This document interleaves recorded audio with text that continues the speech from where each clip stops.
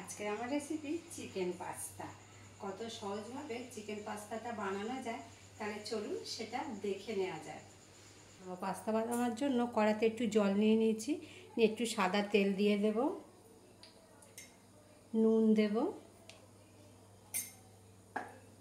জলটা ফুটে গেছে, এরপরে এই জলের মধ্যে পাস্তাটা দিয়ে পাস্তাটাকে সিদ্ধ করে নেব।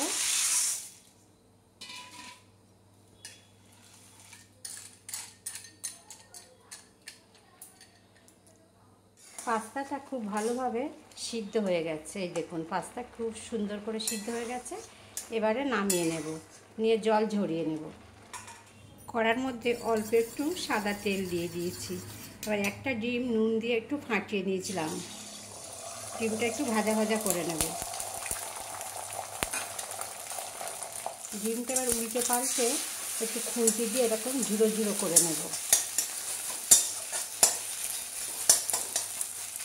ডিমের ঝুড়োগুলো এবারে তুলে নেব।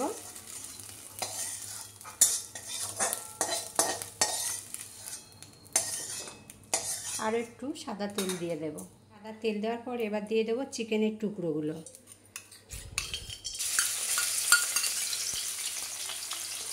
চিকেনের টুকরোটাও ভাজা ভাজা করে নেব।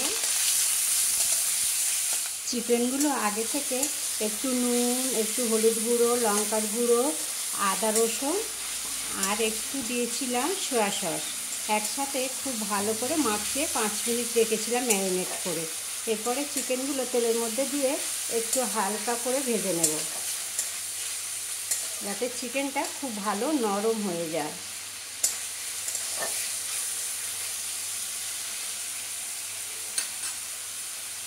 চিকেনটা খুব ভালো করে ভাজা ভাজা হয়ে গেছে, আর চিকেনও ভালো সিদ্ধ হয়ে গেছে। এবার চিকেনগুলো সবগুলো উঠিয়ে নেব।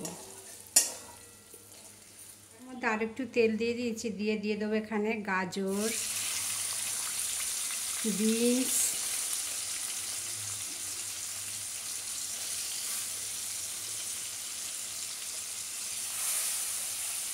গাজর আর বিনসটা খুব ভালো করে ভাজা ভাজা করে নেব।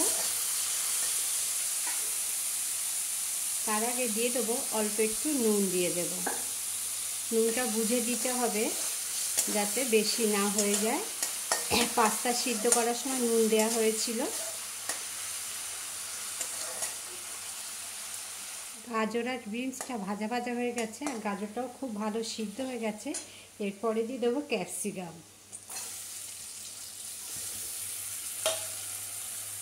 আর দিয়ে দেবো একটু পেঁয়াজ আর একটু কাঁচা লঙ্কা। এখানে 2খানা কাঁচা লঙ্কা নিয়েছিলাম আর একটা পেঁয়াজ। সমস্ত কিছু খুব ভালো করে আরও একবার ভেজে নিতে হবে।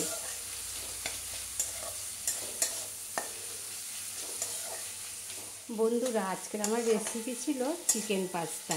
একবার হলেও বাড়িতে এইভাবে বানিয়ে দেখবেন, আর কেমন হয়েছে অবশ্যই কমেন্ট করে জানাবে। এরপরে দিয়ে দেবো ভেজে রাখা ডিম, আর দিয়ে দেবো চিকেন।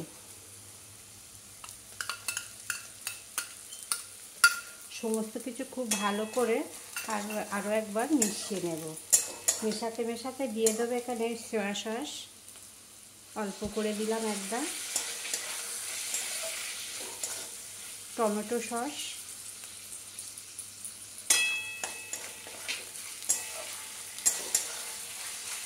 সব কিছু খুব ভালো করে মেশাবার পরে এবার দিয়ে দেবো পাস্তা, দিয়ে ভালো করে মিশিয়ে নেব।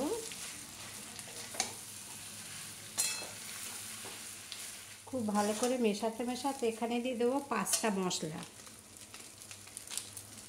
পাস্তা মশলাটা ভালো করে মিশিয়ে নেব। এখন চিকেন পাস্তাটা একেবারে রেডি হয়ে গেছে।